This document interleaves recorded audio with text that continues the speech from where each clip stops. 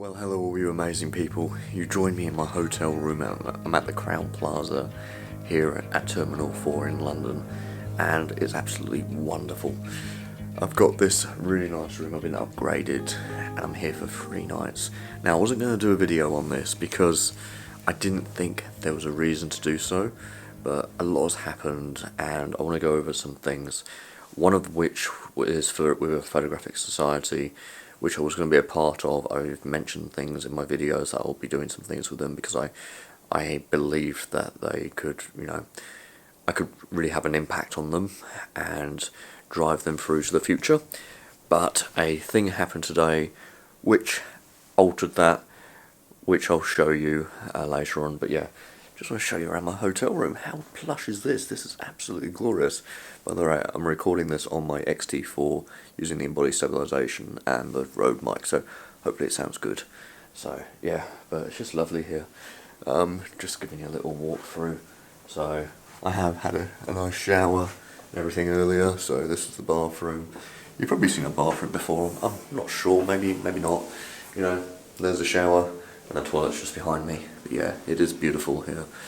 And yeah, really nice. And I got the upgrades and they felt bad that they didn't have a suite for me.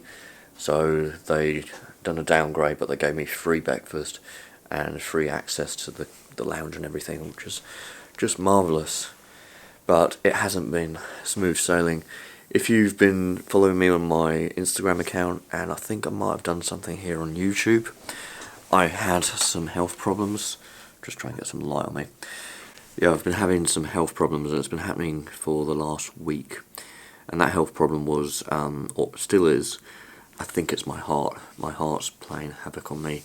I've still got it right now. I've got pain going down my right arm. I had it going down my left arm. It's not too bad now, but still going down my left arm, my right arm. Sort of pain in my face, neck, everything that would be linked to a heart attack. I've been to hospital 3 times. I felt like going on Sunday. This is currently Tuesday. As soon as I've recorded this video, I'm importing my computer, edit it, and then upload it to YouTube. So hopefully this goes out later on tonight or earlier tomorrow, so you get to see this before my latest video drops on why photography is so important to me. So you'll learn about that side, and that's a part of my neurodiverse video about mental health and everything. So yeah, be sure to watch that one, because I'm sure if anyone is interested in photography or life or mental health, be sure to check that one out. But yeah, this whole week has just been an absolute nightmare for me. I wonder if I can plot my camera up here. Nope, can't do that. I've just got to hold it, so if it is a bit wobbly, I do apologise. My wrists are hurting. So yeah, and it's not very bright in here, so I'm having to crank up the ISO on the camera.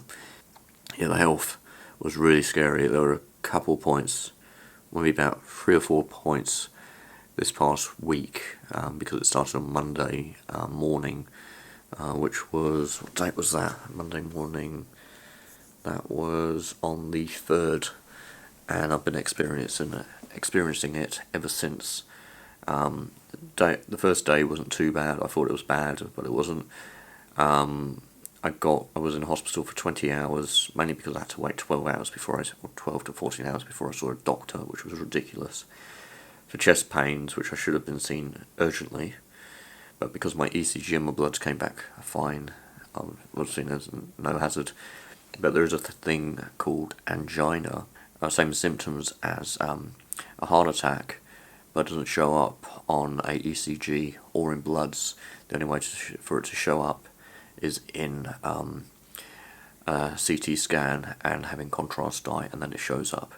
And I'm pretty sure I've got angina because everything links to it, and I am still struggling to talk. I sound a lot better than what I have been. I don't feel right.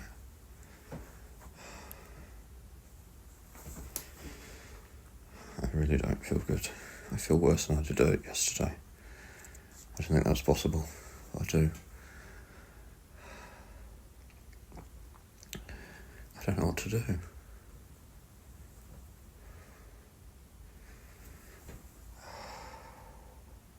It's scary.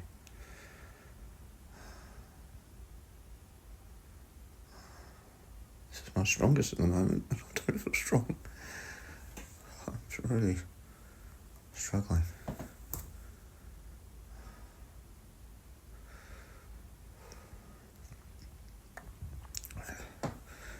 Breathing hurts. So weak. Bloody hell. There's been times when I just have been struggling to get words out. Everything is just labour intensive for me at the moment. There were times when I woke up in the morning, I was having a phone conversation with Mum, and I was struggling to breathe, and I really thought I was going to be having my last breaths of air, to be honest. And then on Sunday, when I was frantically packing, I was told to avoid stress and anxiety and all of that, and that was riddled with stress and anxiety. And then when the removalists came yesterday, I found out they weren't allowed to help me. They weren't signed up to help me because I previously said when I came to the removalists coming round that I was going to do everything.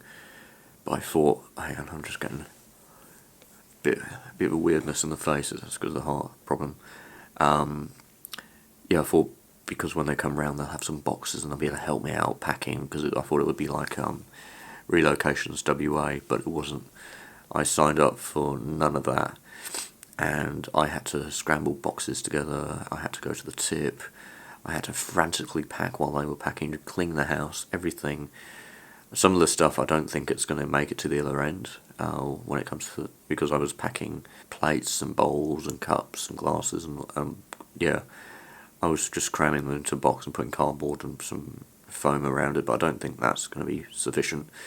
I didn't have time to individually wrap things. I just stacked things on top of one another and packed it in tight, but after seeing how they loaded it into the container or into the crates, I think a lot of it's going to be broken at the other end, so that means more expense, but I hope some of it survives. Even, yeah, it's just one of those things which was annoying, and then there were also things were left, so I ended up loading it in the car, and now the car is in a place in Cambridge. I had to drive down on Monday from Durham down to just a place outside of Doncaster, where I stayed the night, and then from Doncaster down to Cambridge, where my car is at Car Safe. Absolutely amazing people, really nice facilities. The car is going to be in a humidity controlled place. They're going to detail the outside of the car before it goes in their showroom. It's or in their storage rooms.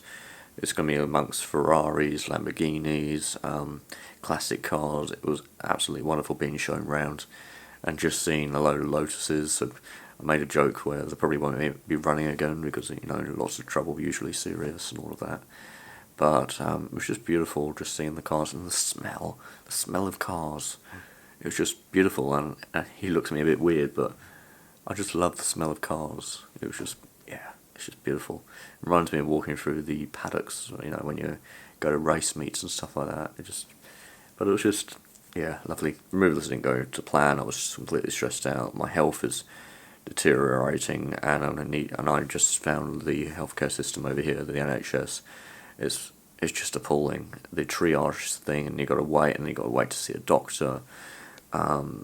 So yeah, I ended up going to hospital 3 times, and the second one, I didn't get seen to within 3 hours. I was thinking, I've got to go home and pack, you know, the next day, and I can't be waiting around here. So I ended up discharging myself after getting an ambulance down, which was a high priority. They got to me very quickly, within half an hour. They're at my house. And then I got to the hospital, and it basically just felt like the care wasn't there. This was at Durham Hospital, and then I ended up going back home. Then on night was it? I think Friday night. I wasn't feeling great. I was really struggling, and one of my friends told me to go down to Middlesbrough Hospital. So I ended up going down there, spending £70 on Ubers there and back. And I got discharged with saying I had intercostal muscles in, you know, my ribs, which were causing me breathing difficulties, but they completely ignored the other symptoms where I had pain going down both arms, pain radiating around my face and everything, and I still feel it up here as well on my forehead, clamminess and everything, which you typically get with a heart attack or a stroke. And I've still got tingling in my lips. It's still tingling there, and I can feel it in my teeth. So, yeah, but that was very annoying. And then on Sunday night, I thought I was going to die. I mean, literally going to die. For an hour, I was trying to keep myself conscious. I didn't black out. I was ever so close to it. It was bloody scary. And I was thinking, I'm having my last few breaths here. I've never experienced such a thing before in my life. And it was very, very scary. I had to keep my anxiety, all my stress levels, all my emotions down low, because as soon as I got anxious, I felt it. It just destroyed me. I was going, okay, I've got to be calm, I'm just doing breathing exercises, just slow breathing exercises. But yeah, anyway, I managed to get through it. I'm here now at the airport. I've got 3 nights here. This is my first night here, and it's going to be absolutely plush. I'm just going to hang around the airport. I've got some things to sort out, bills and utilities for the house. Cancel all of that, pay things as well. But yeah, money's going out and I don't have much money left. So, yeah, and then I've got to get things started when I get to Australia. But I've got to get my health situation sorted out first. And I don't know how long that's going to take me, But business-wise, I've got more plans for business, which is great at some point, because it means taking on more work and more ventures. But, more ventures means greater expanse, and the impact I was going to have before will be even more impactful because I'm going to go even more broad with it. So, yeah, it's not going to be one fixed point. It's going to be multiple avenues, and those multiple avenues will feed back into themselves and create even better products. So, yeah. Yeah, it's going to be good. I'm looking forward to it, but it's getting so out of hand at the moment for me where I don't know where to start, so I need to build up a nice team. And what I was going to build this year has now just become such a small thing. I need to do so much bigger. And I met up with my friend from Africa, in Ghana, and I'm going to do talks when I get back to England, and I'm going to be going to Ghana and doing mental health talks and doing some advocacy over there, doing things on mental health and, suicidal attempts on my life and everything. So those videos you've seen on my channel, they have a purpose and they're going to be shared. It's not just a one-time deal thing, and I'll be doing many other things. And talking about photography, doing a load of things. I want to be an advocate for that and help people. So, yeah. But anyway, I think this maybe brings me nicely on to this other thing. I'm sorry, I'm struggling with the breathing. And, yeah. This brings me nicely onto this email I got. I'll chuck it up on the screen so you can see it here. And pause it so you can read it, and then unpause it because I'm not going to talk about a lot. Basically, that I was not expecting. I was sharing stuff from my YouTube channel, which I consider as self-promotion and advertising, but the stuff that I was sharing was more along the lines of, inspiring people. I was being careful with what I was selecting, and then I was sharing links to my forum, my community, but that never actually got shared. It never went public. It was always just deleted by admin. Not approved, so that never got through. But it was all to help their community, help their club out. So if I help them out, they help me out. I scratch your back, they scratch my back, sort of thing. And I wanted them to become really good.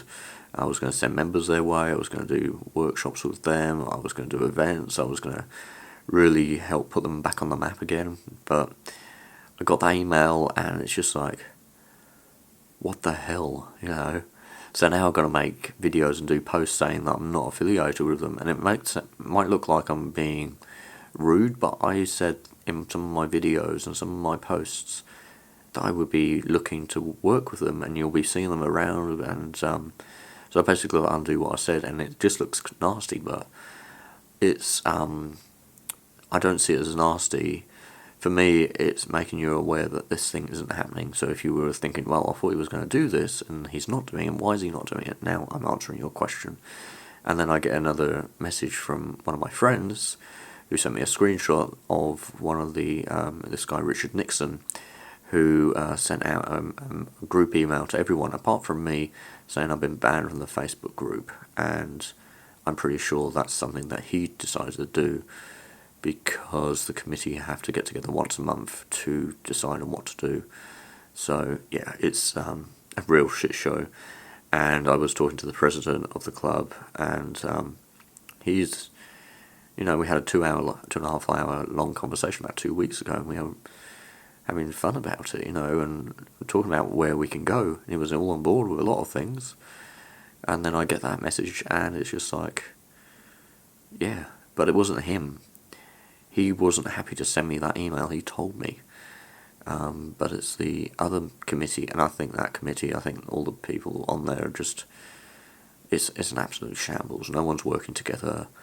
There's no events that take place. It seems to be half-assed sort of thing, and it was a real shame because I can see they had something good, but it was falling apart, and soon there's going to be no members, and no members means no club. And they seem to be thinking that, they will still exist even if there's no members. They won't. The members are what do it.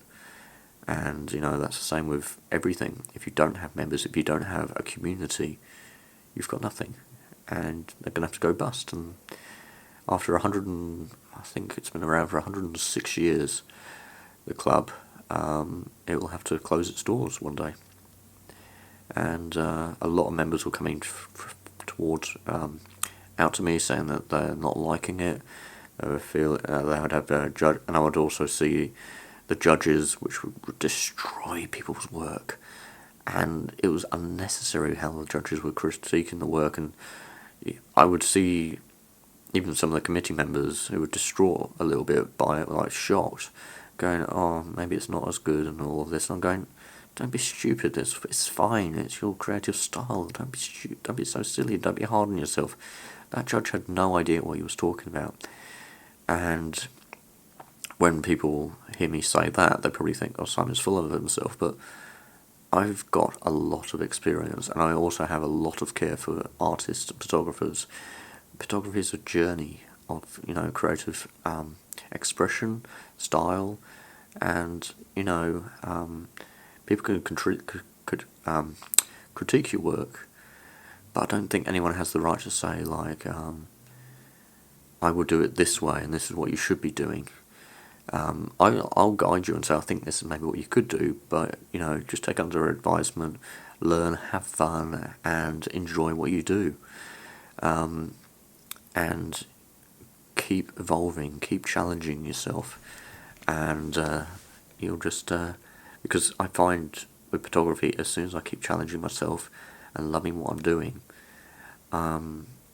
it never gets boring. As soon as it gets boring, I mix it up and do something else.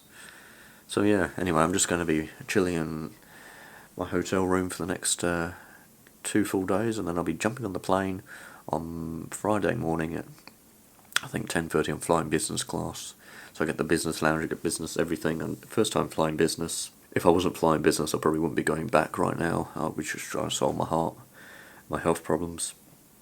But since I'm going business class, it's going to be plush, it's going to be luxurious for me. It's going to be easy for me. And I've got also my setup. I've got more bags. So I've got my suitcase down there, and I've got my camera back. You can see some of my camera gear maybe in there. I've got such a wide lens on at the moment that it's not really visible. And then I've got a little backpack on the bed there. So I've got 3 main bags of luggage. I can carry 14 kilos on the plane, split between 2 bags. Only thing is I've got a little bit more than that. But I'm hoping with the camera bag one, or this one down here, I'll be alright. Because it's on wheels. It's not going to go into an overhead locker. It's going to go into maybe a seat in front of me. And yeah, I should be alright. It's only 2 kilos over, so hopefully they're not going to be too demanding on that, but nothing can go in, the checked-in luggage because it's all expensive stuff. My filters, my cameras, my lenses. I've got 3 lenses, 3 cameras, including my Pocket 2. My filters which are $3,000, including the filter holder. I do have some other stuff, my camera gear wise, which is going in my checked-in suitcase. But there really isn't anything I could do, and I was thinking about it. So I've got my infrared camera, I've got my video camera, which is the X-T4, which we're recording on this on, and I've got my X-T3 main stills camera. And if I wanted to make it lighter, I could just actually remove the suitcase altogether, because I think that's about 2 kilos, and that would split the difference. But if I had to, that's what I could do. But yeah, it's all in case it falls out of an overhead locker, apparently. It's nothing to do with weight restrictions, it's just if it falls out. But if I say I'll put it in front of the seat in front of me, or in a cubby hold or whatever, it should be fine with that. Also, I'm so glad I'm out of that shitty rental. It's I think that also had part to do because there was damage to that property, and there could be a lot of black mould. The carpet, it stank in that place, and I think that was due to mould and fungus in that place. When I was leaving, I'd done a video walking through, just in case the landlord has any problems, and I saw some black mould in the kitchen. But I always had windows open, but there was black mould on the windows, into the window frames. They were all wooden, and yeah, certain areas of the house had black mould. So yeah, if they have a problem with the house, the way I've left it or anything, and apparently they like to try and sue people, I will get the Durham Council and everyone to investigate the house, and they will have to, for health reasons, and they will have to fork the bill, and that will be thousands of pounds. So yeah, that's in my back pocket. So yeah, it's not like they're going to fix that in time. If they were to do that, I'm still paying 2 months rent, and it expires on the 9th of January. So yeah, anyway, I better get you sorted, edited, and uploaded to YouTube, and this will hopefully go live tomorrow. And then the next video on what photography means to me, will be going live, I think, on Friday. So two videos quite close together. So yeah, anyway, I better let you go, and I'll see all of you at the next one. Okay, bye for now, and take care.